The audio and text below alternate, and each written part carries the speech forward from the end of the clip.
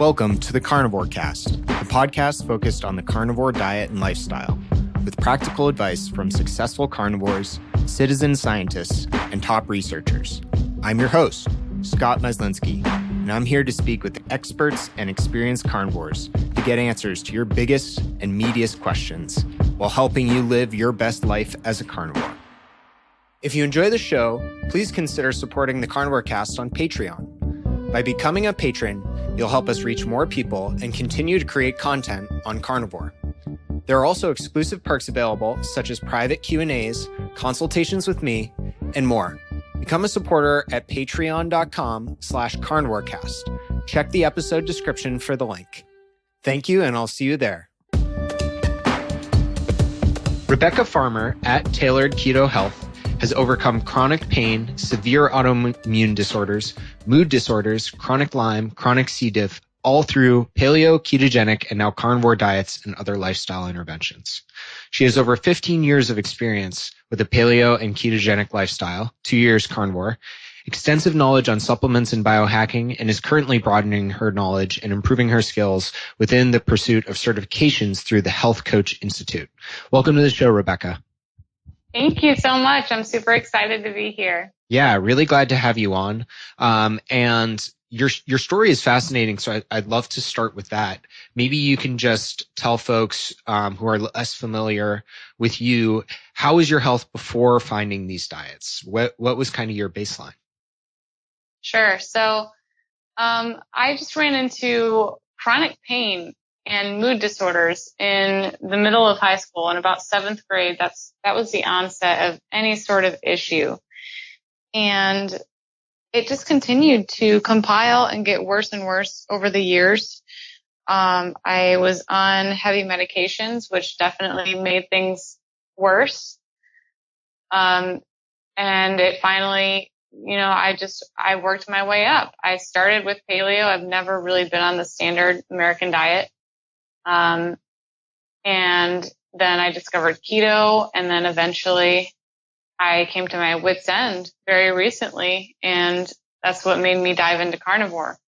So I am, in a way, very grateful for everything that's happened to me. I wouldn't take any of it back. I don't know if I could do it again, but I wouldn't take any of it back. Yeah, it's super interesting, and that's a great perspective to have. Can you talk about how did you start to solve these problems? Did you go to a lot of healthcare providers, and where did you first begin to find answers or come up against roadblocks? Yeah. So when I first developed some issues, I was going to traditional doctors, and I continued to do that for about 5 years. And I was on, like I mentioned, medications. I was on Adderall, clonazepam, and Ambien for over 13 years. I was on those. And not to mention, the doctors told me that they were not addictive, that I could take them long term, and that they would be easy to get off of. I got lots of antibiotics, just all of this crap that was trying to mask these symptoms and the warning signs that my body was trying to send. So that went on for a while until I finally came to a point where I was experiencing such anxiety and crippling pain that I was literally bedbound. This was right after I had wisdom tooth removal surgery, and I had taken all the hydrocodone and all these pain meds that they put me on, antibiotics. And I really do believe that that was the last straw within my gut. And it hit me like a ton of bricks. Like I said, I was bedbound. I was begging my boyfriend at the time to come over to just massage me because I was in so much pain. I was literally suffocating. It was terrifying. So that brought me to a point of desperation. I cannot keep taking these medications. And I reached out to my aunt, who is totally versed in the ketogenic diet. She's written a book And she really took me under her wing, and she helped me to do keto in a way that was really geared toward my specific needs and healing my gut. And that is when I started to wean off my medications, and I stuck with that for about a year. And I was off of all my medications within a year. I was much more stable. I made some lifestyle changes. I moved back in with my parents after a bad breakup, and I still needed that support. I was still dealing with a ton of pain, mood disorders, insomnia. It was still really rough. And that was doing a pretty strict ketogenic diet. So I continued to see functional medicine doctors after that. Never went back to traditional doctors ever.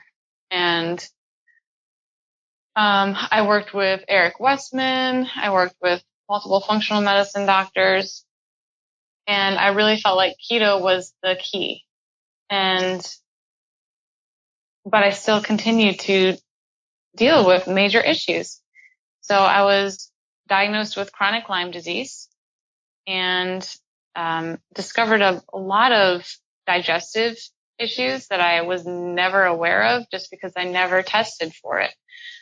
Slow transit colon, diverticulitis, gastroparesis, celiac, IBS, IBD. And I finally started getting diagnoses, but I could not afford the treatments for chronic Lyme disease. I couldn't afford to drop over $1,000 for a couple visits per week to get IV vitamin C and IV B12. And I thought that it was nuts that these people were doing this. Yeah. Even, some of the supplements at the functional medicine doctors' offices, I just couldn't afford it. And that made me feel more hopeless than anything. It's like, yeah, I do believe that it would help, but this is not sustainable. So I continued to delve deeper and deeper into things myself. I'm a major data nerd, and I've been listening to your podcast and Robert Sykes and Danny Vega every day, literally every day for about 4 years now. I love it. I love all of it. And so I continue to experiment for myself and dig deeper and deeper. And the functional medicine doctors came to a point where they said, we don't know what else we can do, what else is going on. So I continued to do the ketogenic diet. And then somewhere along the way, I started to lose drastic amounts of weight. And everyone just said, well, you're on the ketogenic diet, that's normal. And you've just got to start eating like a normal person. I was accused of and misdiagnosed with an eating disorder more times than I can count. And, that was fair. I was severely underweight. I was on the ketogenic diet. And I was very stubborn about staying on the ketogenic diet because it was the only thing that I knew of at the time to relieve my symptoms somewhat. At least it gave me energy, and I wasn't bedbound with fatigue and pain. So eventually I was tested for C. diff, and it came back positive, and I discovered that I had a C. diff infection. They put me through the antibiotics. I had to take about 13 rounds of antibiotics. And I was Can you resistant. explain what C. diff is? Sorry to interrupt, Rebekah. No problem. C. diff is, I don't know a ton about it. I know that it's an infection within your gut. You can contract it from being treated in a hospital. You can also get it from being around young children.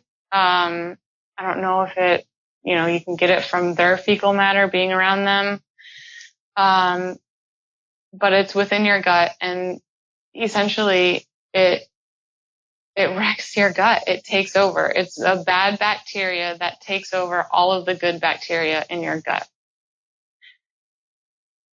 and it literally robs you of all of your nutrients. It causes diarrhea. I was having a lot of diarrhea, but it also causes major fatigue and body aches, and your temperature all over the place. And you don't always get diarrhea. That was sort of off and on. So it was really hard to kind of pinpoint what was going on for such a long time. I believe that I had it for over a year. Wow. Before they tested it, which I just went through so much not understanding what was going on. So anyways, it's basically just a bad bacteria taking over. And I went through all of the antibiotics and I was resistant to all of them. It just kept coming back. Actually, it never even went away. So I was approved for a fecal transplant. I did that, and I still had the C. diff.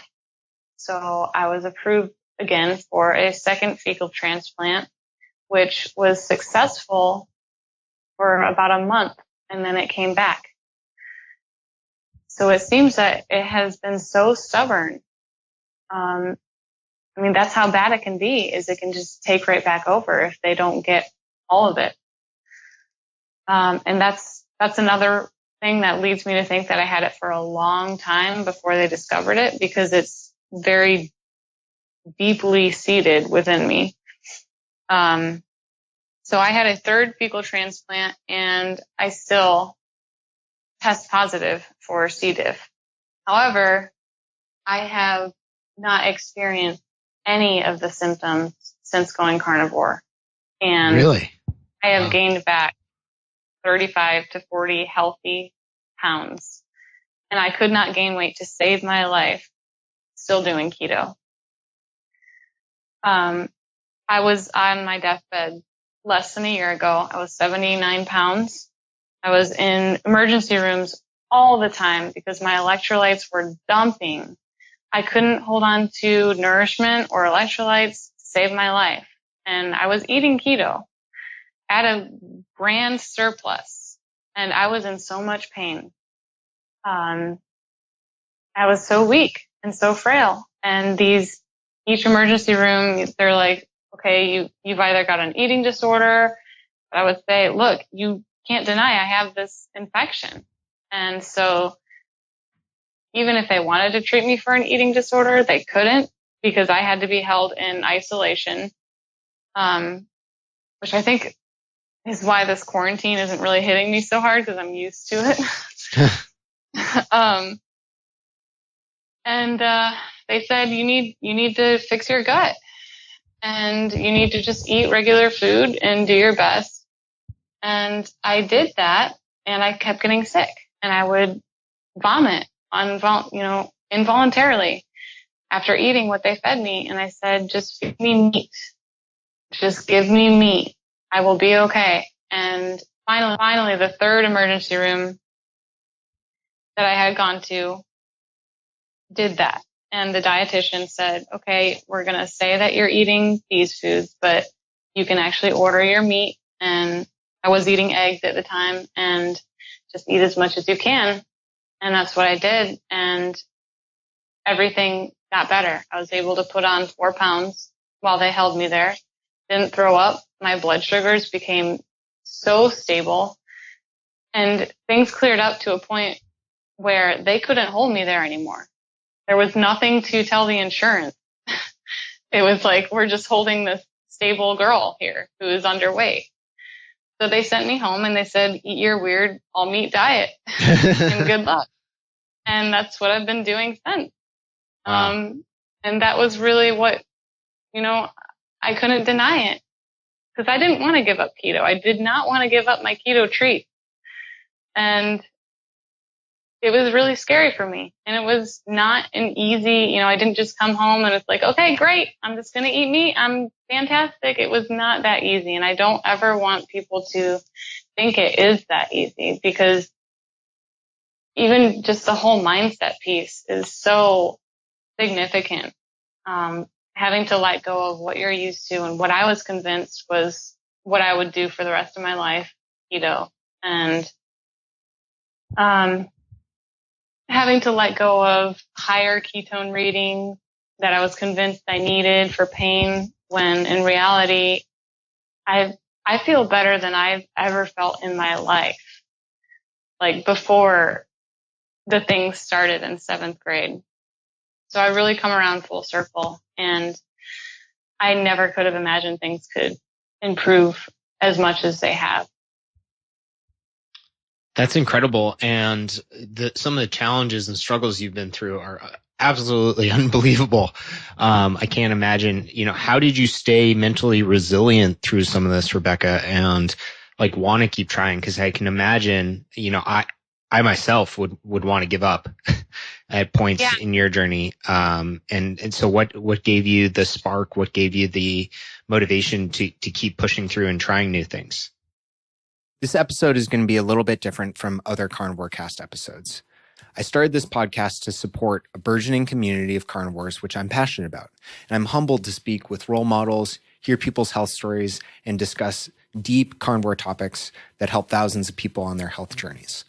Along this journey, others have started businesses to improve our carnivore community, and from time to time, you'll hear from select sponsors on the show. My hope is to help them grow and to share with you what I believe are products that will add tremendous value to you and products that I've found useful. With that in mind, I want to give a quick shout out to our sponsor for today's show, Optimal Carnivore. A lot of people ask me about how to make liver more tasteful and how to cook it or incorporate other organ meats on carnivore. Optimal Carnivore can help you do just that with their grass-fed organ complex. It was created by carnivores for carnivores, and they start by sourcing 100% grass-fed organ meats from New Zealand, gently freeze-drying the organs and encapsulating them into convenient bovine gelatin capsules. Just 6 of these capsules a day is the same as eating an ounce of raw organ meat. I personally take these every single day, as does my wife.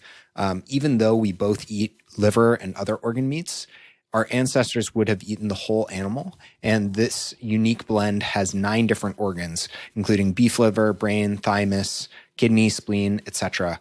And I think it's great to get a daily dose of these organs when you can. So it covers all your bases, whether you're at home or traveling.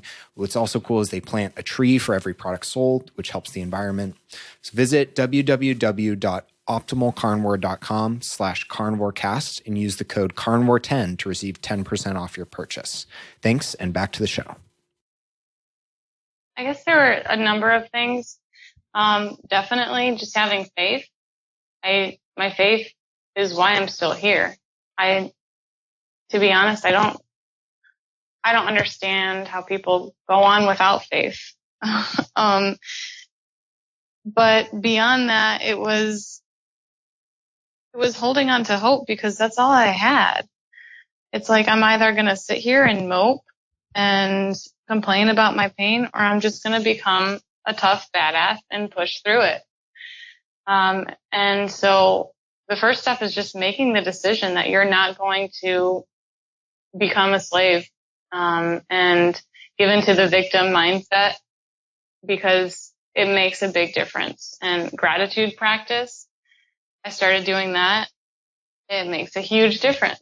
You literally can't be in fear or sad if you're practicing gratitude. Right. And it's so key. I started taking cold showers. So this was my biohacking phase, pretty much. Just push through the the pain. I just started taking on all these things. I got an infrared sauna, started taking cold showers. I got into the gym after my chiropractor approved me. He said, you can be doing these things, but take it easy, because I was really underweight. But exercise is huge. It's really important.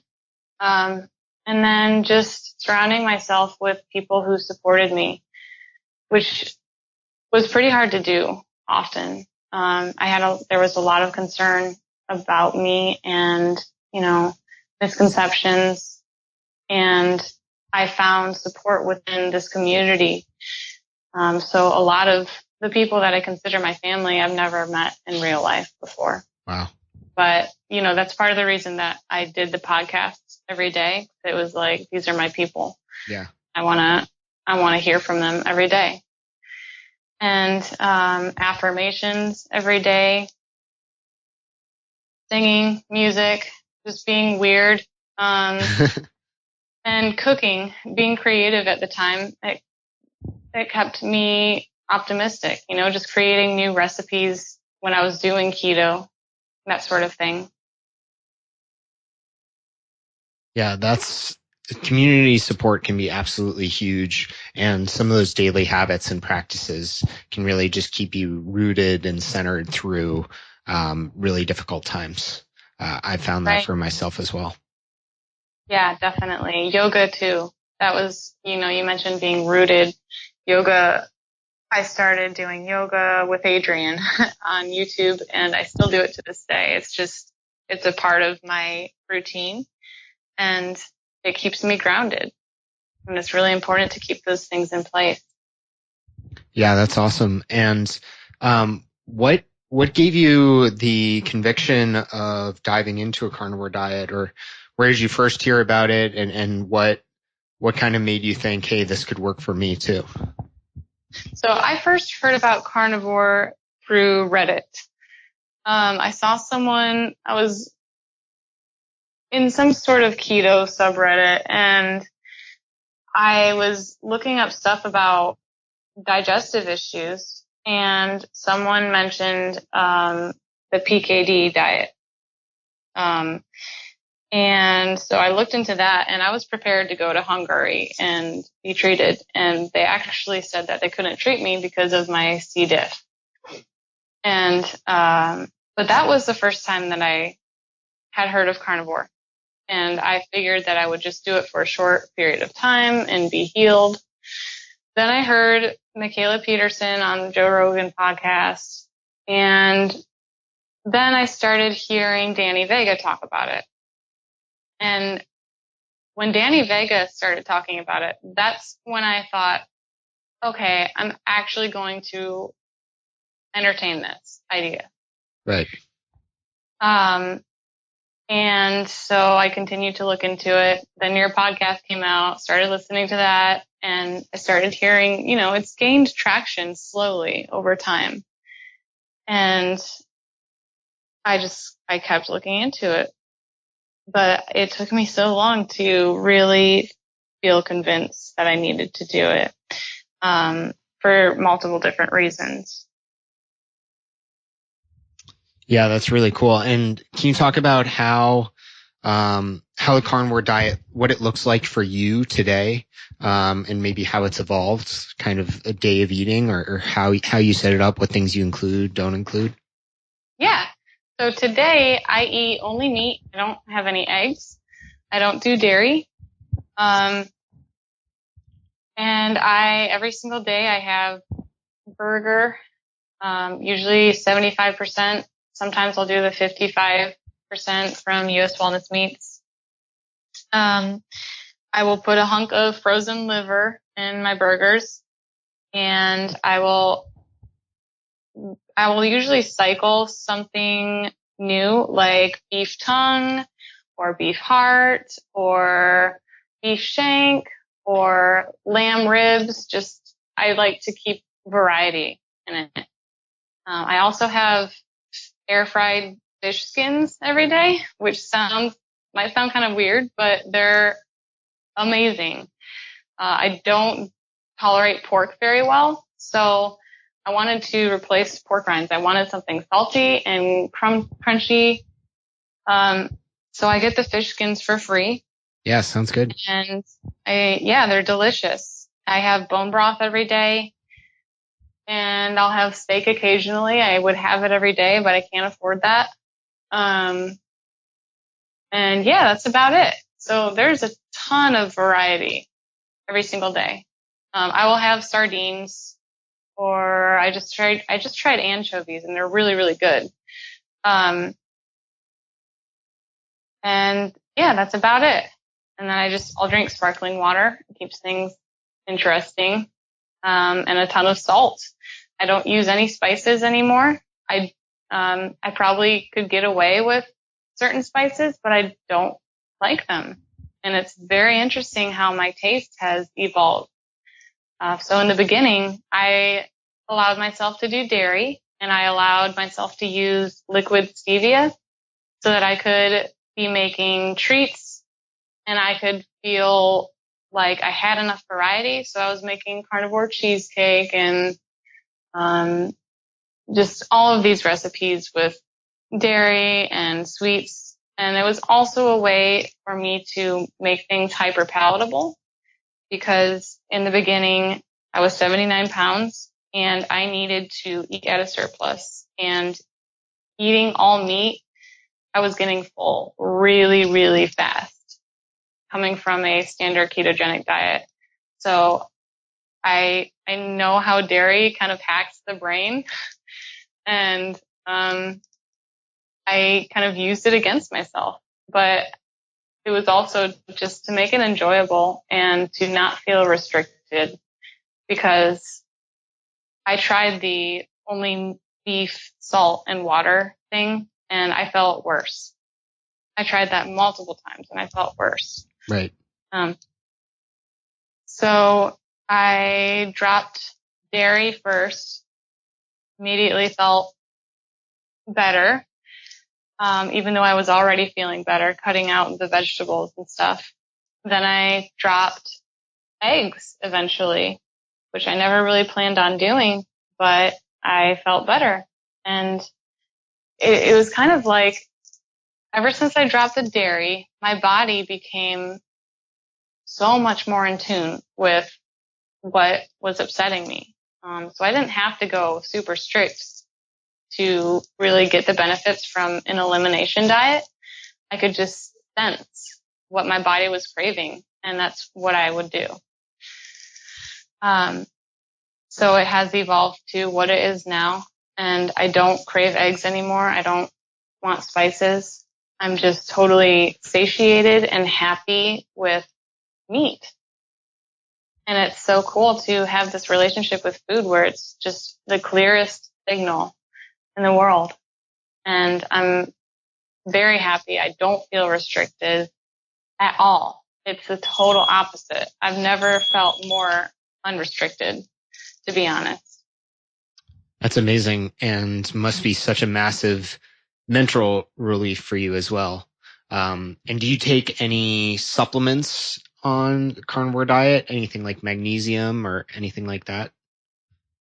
I do take melatonin and magnesium. Magnesium glycinate. I don't know if I pronounced that right. I don't take magnesium citrate. And then melatonin, and every now and then I'll take berberine just because I love berberine. I think that it's really cool and really powerful. Other than that, it's just salt. And before I was taking so many supplements, like over 20 at one point. Wow. Then it's amazing. And I thought that I would be taking supplements forever. Crazy how that flips. And Rebekah, how about with regards to other changes you've experienced in your health, things like skin and adrenal function and mood? Can you talk about some of how those have changed as you've progressed through these diets? Yeah. So I used to have horrible cystic acne. I took birth control for it. I took a whole bunch of different things for it. I would get laser treatments, and it was really painful. Not just embarrassing, but it was painful. I had that for years, and the ketogenic diet helped a lot, majorly. And I could tell that my hormones were starting to heal, for sure. But I still had pimples, and my skin would still do weird things. On the carnivore diet, I do not break out at all. If I ever get a little something, it's because I had like grease on my face from eating a steak with my bare hands. You know, it's like I get nothing. My hair also I had patchy hair. It would fall out, and it continued all throughout keto. But now it is growing like crazy. Same with my nails. They grow like crazy, and they're strong and healthy. I also used to take biotin for my hair and nails, and that's another one that I don't take anymore. And then, I'm sorry, you said skin and what else? Skin and mood as well. Right, mood. So mood is huge. On keto, I felt better mainly because I was able to get off of my medications, but I was still suffering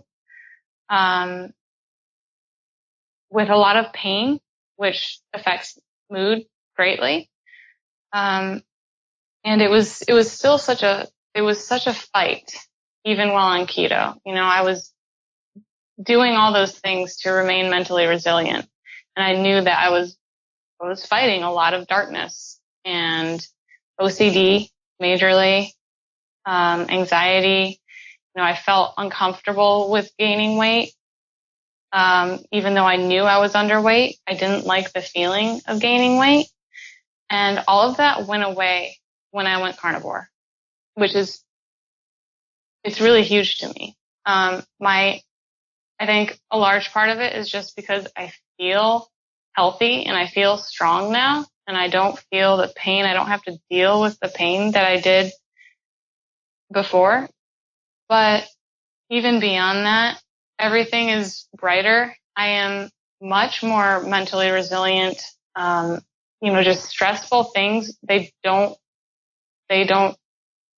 faze me. I went through I recently escaped domestic violence, and it was very traumatizing. But during the time was when I decided to go full on carnivore, and I rose up above it. And I look back at some of the things that I have been through, within the past couple of months, and it doesn't faze me. I'm not shaken by it. It's like, it's going to be okay. I'm still going to do my thing. And that's not to say, you know, I wasn't worried and it wasn't hard, but I don't think that I would have been able to deal with it if I wasn't doing carnivore like I did. You know, it gave me a lot of clarity of mind that I needed to keep all my ducks in a row and to keep my focus on what I needed to focus on, and to just juggle everything to do it so well without falling apart.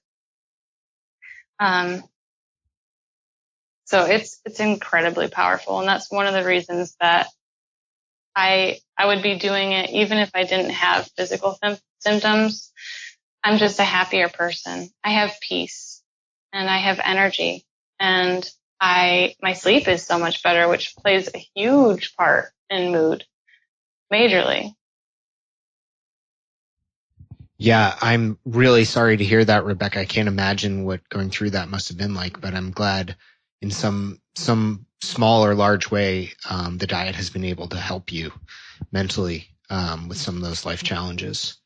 And shifting topics a little bit, you had, messaged me about talking about some misconceptions about carbs and electrolytes and liver glycogen, and also bringing back your menstrual cycle without carbs, which I know a lot of women struggle with and wonder, you know, do I need to do some form of carb refeed to maintain my hormonal function?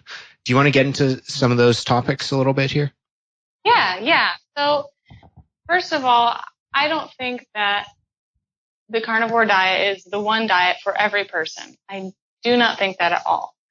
But I do believe that you can totally restore your hormones to a fully functioning level without any issues, without using carbohydrates at all. And this has to do with healing at a systemic level. And it takes time, obviously. But the most simple way to look at it really is when you take out carbohydrates, fat becomes your fuel, obviously. And that fat, it's not just fuel, it's powerful. I mean, it sends signals to your body that you are finally supported.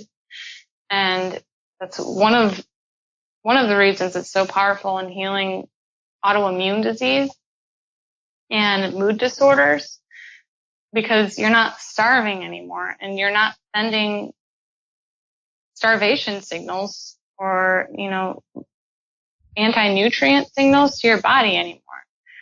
And I don't think that people really realize just how powerful it is. Fat helps to restore your leptin sensitivity, not just insulin, but leptin and ghrelin, which they play a huge role in everything, in our energy levels. I was able to reverse Hashimoto's hypothyroid just by ramping up my fat intake.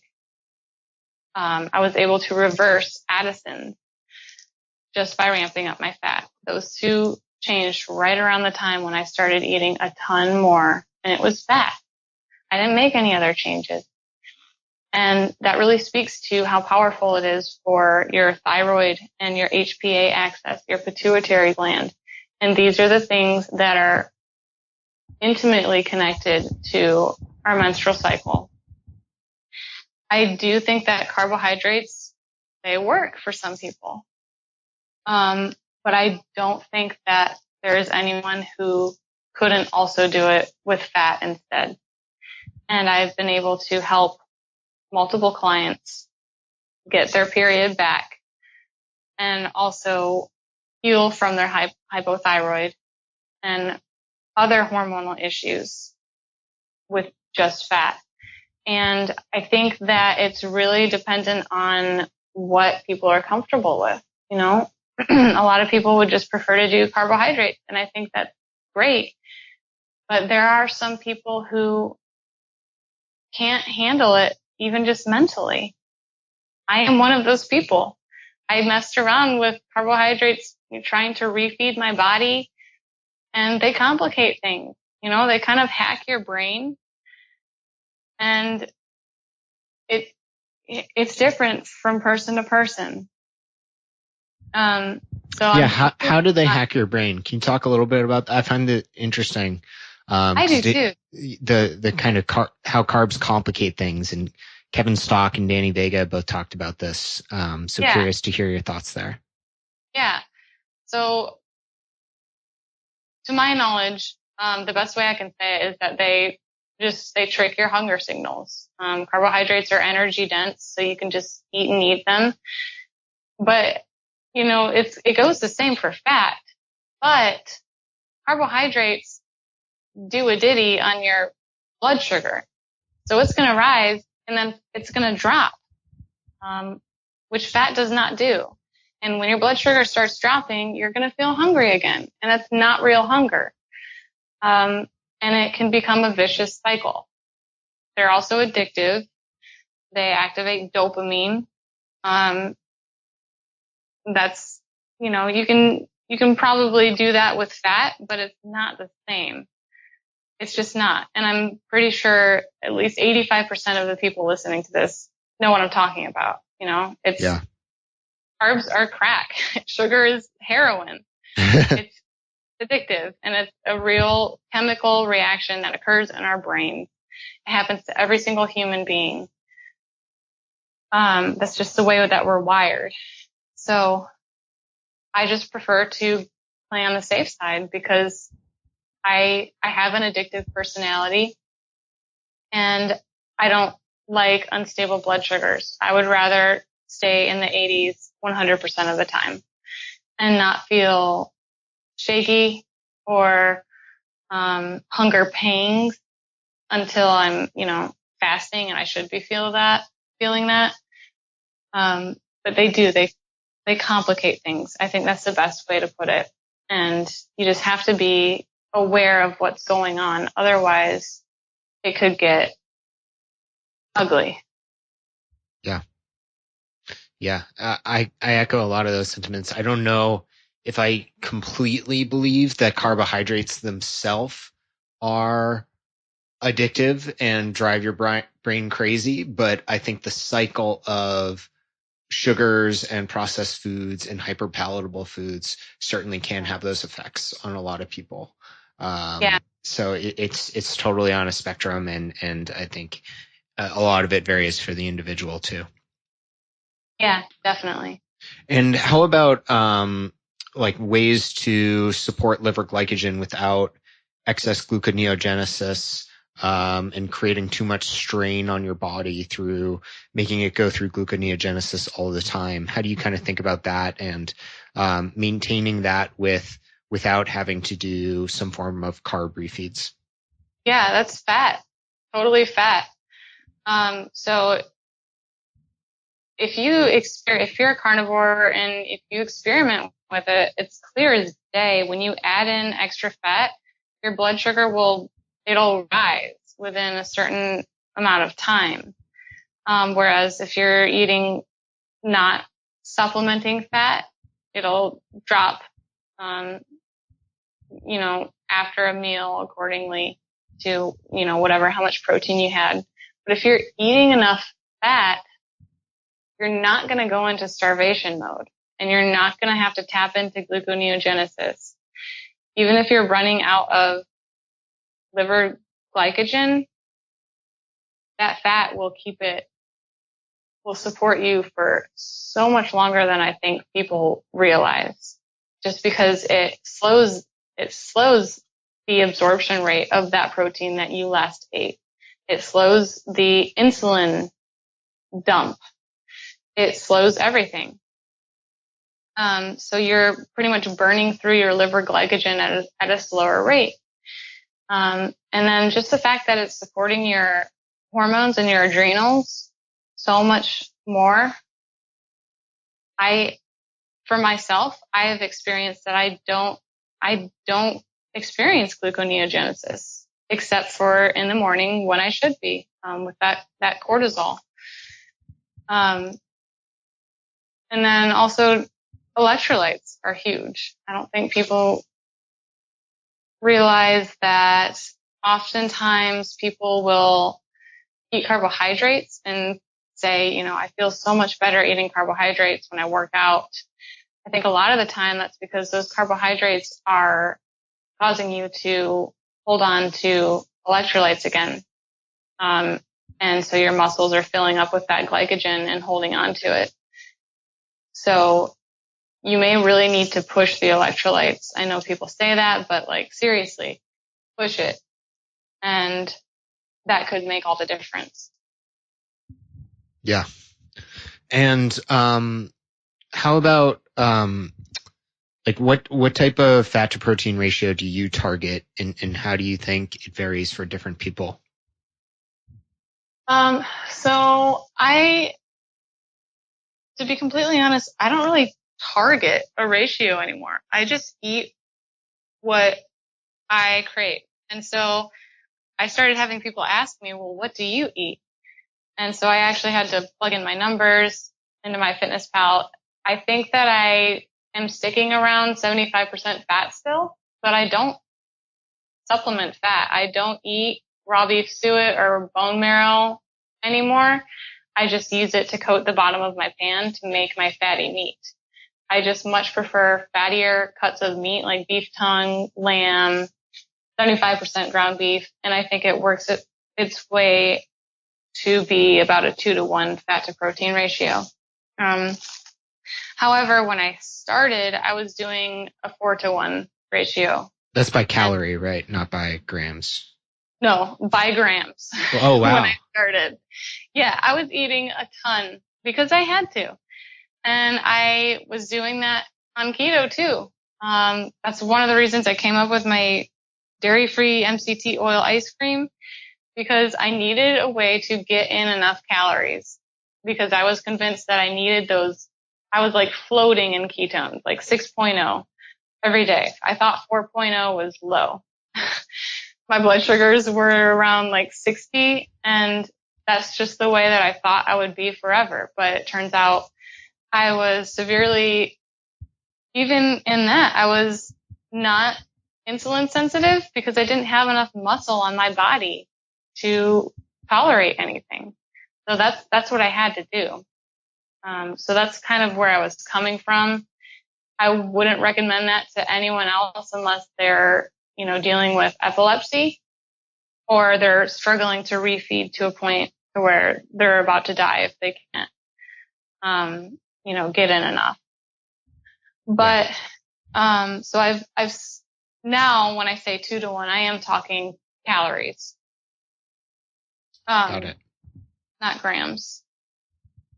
Yeah, I think most people tend to fall somewhere in that range, depending on why they're on the diet, why they're practicing carnivore, what complications they have. And how about on the exercise side? You mentioned getting back in the gym, and I think, I can't speak from experience, but a lot of women seem to be adverse to or find frustrating on carnivore ketogenic diets that emphasize animal foods and protein, that sometimes their body composition will improve, but the scale will remain flat or go up. And can you talk a little bit about the importance of maintaining muscle mass and maybe beyond just cosmetic measures? Yeah, I'm so glad that you mentioned that. Muscle has changed my life. And when I first started going to the gym, I was like, I don't want to look like a noodle. I want to have some definition and, look like I can maybe fight for myself. But everything started to improve when I was putting on muscle mass. So it's not just gaining healthy weight, but it's healthy muscle. Muscle is like our second immune system. That muscle it helps you to be so much more insulin sensitive. And I can tell even when I fluctuate now, my blood sugars become a little bit less stable. So that's huge. That's one thing. And then I think that women are just, I know people talk about this, but it's so true that women are just afraid to get huge and they don't want to look bulky. And I totally resonate with that. I understand. But if you've got muscle, size is kind of relative from, it's different from person to person. And the number on the scale, I could care less. I really could care less. It just doesn't make any sense. Body composition. When I was going to the gym, after I was feeling really good on carnivore for a while, I started going harder in the gym and hitting the weights a lot harder. And, not only does it boost your endorphins and your dopamine, and it's so beneficial in so many ways. But my clothes started fitting better than I have ever experienced in my life. Like, I would always put on pants and they just wouldn't fit properly, or they would be cinched in some places. But it's like my body was made for my jeans, and I didn't have any pudge around my waist. I was never bloated. And a lot of that is just to attribute just to the carnivore diet. But, getting muscle, it really helps to, distribute the fat in the places that you should have fat. And being strong, it has a lot to do with your hormones too.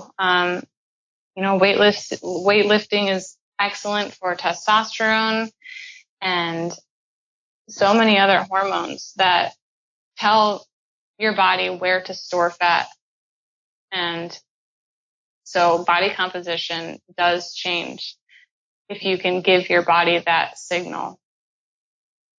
Yeah, I really like that perspective. And I love just the general idea of being a believer in your own health, an advocate for your own health, and doing things that are nice for yourself and your body. Simple and woo-woo as that sounds, a lot of these health interventions, you don't always have to have a transformation photo goal or, some beach lean you're trying to get to. Sometimes it's just like things that are good and will make you happier long-term, more satisfied, what that means for you. Yeah, that's so good. I love that. This is part of why I love your podcast, because you say these things that are like, yes, it's so true. Like, don't go about it.